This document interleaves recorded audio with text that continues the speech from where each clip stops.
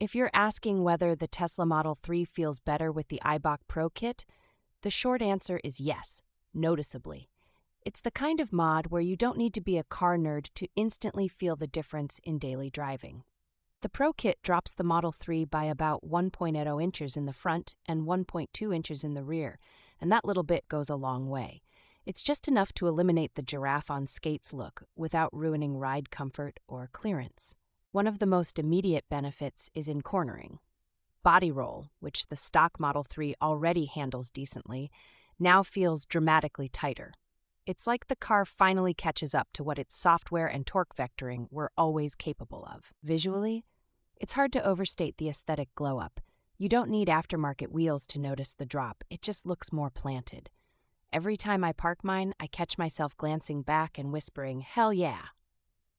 Now, this isn't race car stuff. You're not slamming the thing into moon crater roads and expecting sports sedan accuracy, but for spirited on-ramps and tight city turns, it tightens the screws just right. Installation takes about 3 hours with the right tools, or a day if you're doing backyard yoga under jack stands.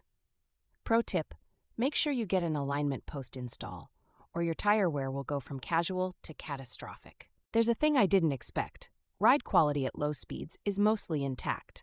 A little firmer, sure, but you're not teeth-chattering over potholes like it's a 90s tuner car. It feels closer to a sport package on a BMW 3 Series. People get spooked by warranty implications. And yeah, technically any mod could give a dealer a reason to raise an eyebrow. But this spring kit's pretty benign. It doesn't require cutting or irreversible tweaks, just bolt-ons. If you live in an area like Portland where the roads flip between rain-slicked and construction zone chaotic, the drop height is still totally livable. I've never scraped unless I'm pulling into something built for monster trucks. Handling in the rain improves too, weirdly. I think it's the combo of the lower center of gravity and better rebound control. You don't bounce as much or feel like the weight's shifting over you when hydroplaning becomes a threat. And for resale value? Here's the sneaky part. Most buyers actually prefer the look, especially if it's paired with tasteful wheels. Just keep your stock springs and don't drill holes if you're ever thinking of selling. Cover your tracks.